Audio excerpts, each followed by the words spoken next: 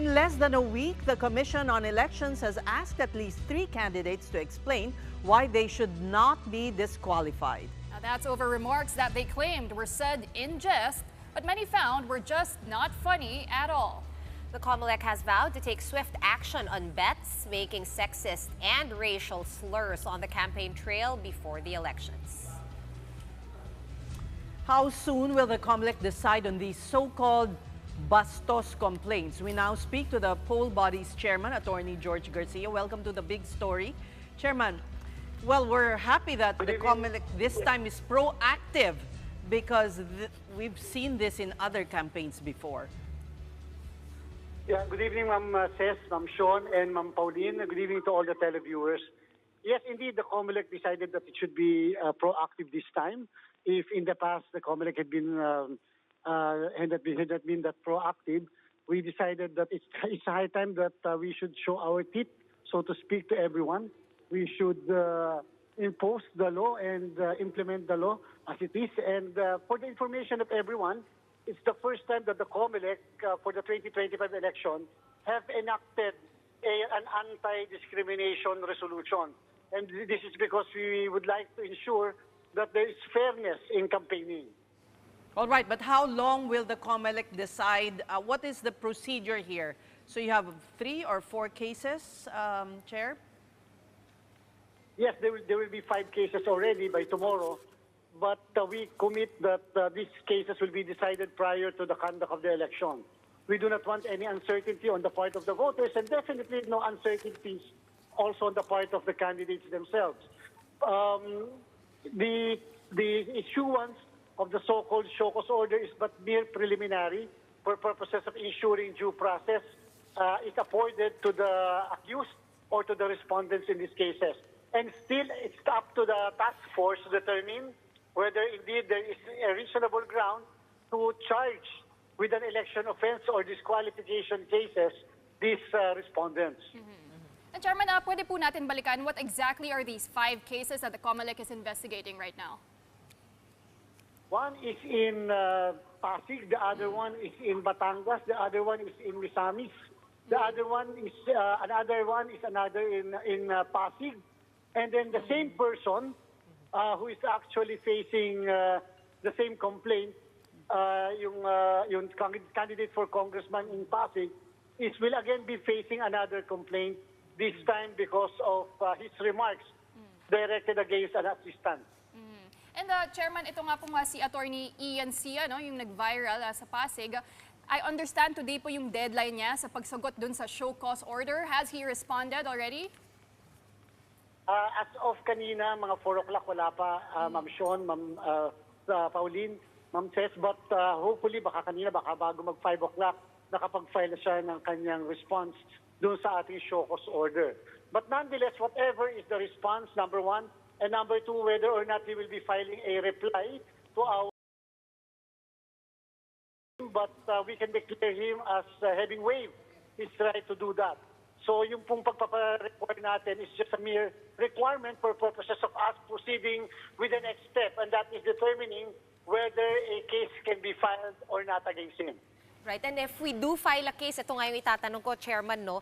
If mag-file tayo ng kaso laban sa mga kandidatong ito, una, how long will the resolution take? Kasi malapit na yung eleksyon. At pwede ba ito i-apply kahit na, let's say, after na nung halalan?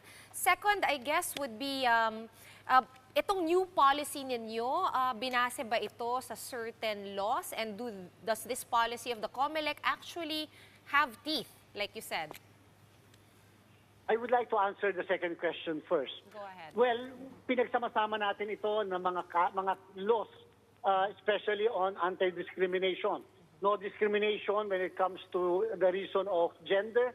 No discrimination because one is being alleged to have HIV, or no discrimination because of religion, because of his status as a PWD, or a situation or condition as a PWD, and no discrimination because of membership in an association or group that does not have the same principle as we have.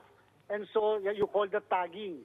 So pinagsama-sama po lahat ito ng mga laws. Tomorrow, I'm going to sponsor a resolution addressed to the Commission this time to strengthen our anti-discrimination policy, that what we are going to do is the polling places, polling precincts, canvassing centers, and social media platforms should be considered as safe spaces in order to ensure na walang mabastusan sa lahat ng mga venue na ito. Curious lang ako, follow-up, no, Chairman. Napaikot ba sa lahat ng kandidato itong resolution ng Comelec about anti-discrimination? Or kusa na ba dapat nilang i-check sa website ng Comelec na may ganito palang mga resolution for this election? We were able to pass this resolution 2 months before the actual conduct of the campaigning. And it was published in newspapers of general circulation. Alam naman po natin, mere publication is enough to notify everyone, and ignorance of the law excuses no one from compliance therewith, especially if the one that is supposed to comply are candidates themselves who must be knowledgeable of the guidelines and rules of the Commission. Display civil behavior. Teka, Chairman, kasali ba yung sa Batangas na sinabing parang matanda na si Governor Vilma Santos? Is he also one of those facing a charge? Yes, yes, Ma'am Cess, we issued a show cause order also earlier this morning sa kanya for him to be able to explain his side. So, in fact, hindi lang yun yung utterance niya. I think 2 or 3 pa na utterances pertaining to the issue of directed against being a woman. And because elderly, sa ating palagay, that's discrimination, plain and simple. Or ageism. Ageism. Pero how does this equal the playing field, no? Kasi a lot of these candidates being called are men.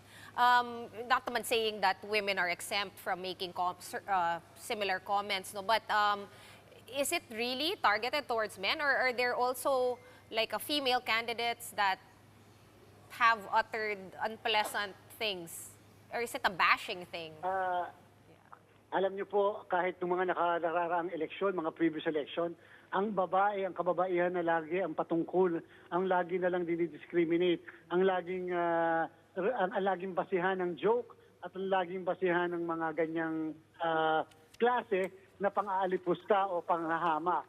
So sa ating palagay, mukhang nagiging part ng nagiging part na ng kampanya yung ganyan, and this should be stopped. Hindi dapat na ganyan. So yung sa kababaihan naman, meron din tayong tinitingnan yung ginamit niya na kanyang campaign jingle, sa ating palagay double meaning. And so asahan nyo rin po in the next few days, we're going to issue something against her so that she'll be able to explain yung mismong kanyang campaign jingle na yan. And Chairman, balikan ko lang po yung incident ni Attorney Ian Sia. Aside from the possibility of filing a criminal case against him, kasama rin po ba sa pinag-aaralan ng Comelec ang proposal na ma-disbar siya? Because you have people also calling for his disbarment because of his conduct or wrong conduct as a lawyer.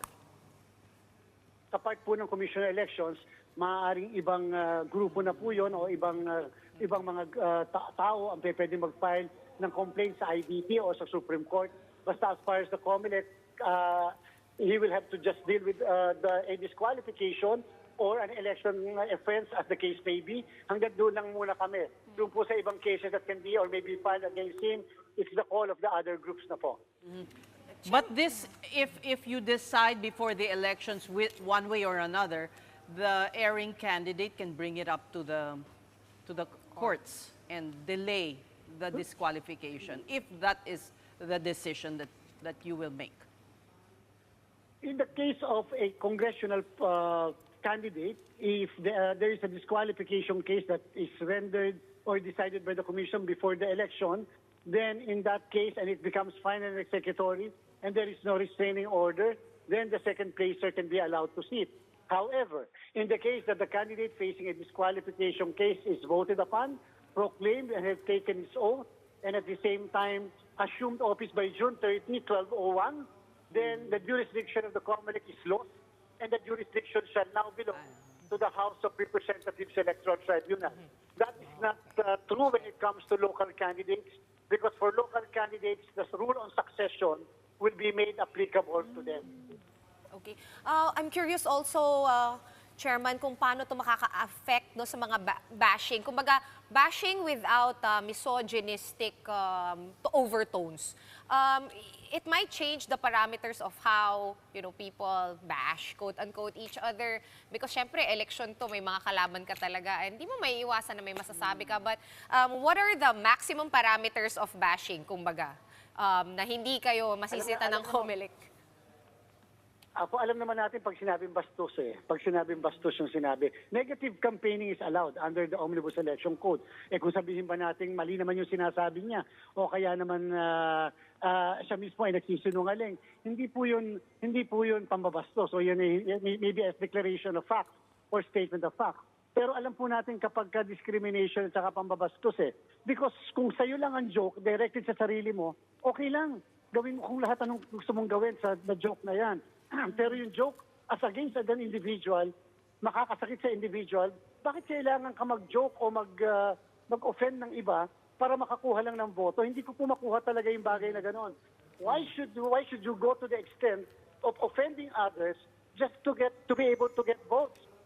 If you want, just offend yourself and nobody will complain perhaps. Chairman, the matter of the PWD that was supposedly coerced to say bad things against Pasig City Mayor Vico Soto, has this also been brought to your attention? Has the case been filed? Yes po, it was brought to our attention, but at least the DSWD already have taken steps. In our case, our task force is now studying our options as to whether this will qualify as part of the resolution of the Commission or any other resolution of the Commission for that matter. And Chairman, just on a different topic, what's the latest on the transmission devices and solar panels that were found in a residential area po sa Davao? Dapat pong maintindihan ng lahat. Ito po ay tama po kayo. Mga solar panels po ito at mga Starlink. And base po sa kontrata natin do sa winning bidder, yung aming provider, basta mailagay po nila yan, maikabit sa lahat ng mga schools na wala pong signal, whether kahit anong klaseng telco, sa amin po that's enough because these are just transmission devices. Yeah, as of yesterday morning, lahat po yan were already distributed to all the provinces and cities na intended ito. Nagkataon lang talaga yung provider, mas maaga po kasi nilang na-deliver doon sa area at wala po kasi na warehouse ang gusto na pumayag na magkaroon ng kontrata in just a matter of days. Gusto nila months or year. And so napilitan po talaga sila na ilagay sa private property. But it is of no moment because everybody were informed of the safekeeping of these transmission devices. Again, these are mere transmission devices. These are not ballots. These are not even machines which were already distributed and already for installation by tomorrow until April 15.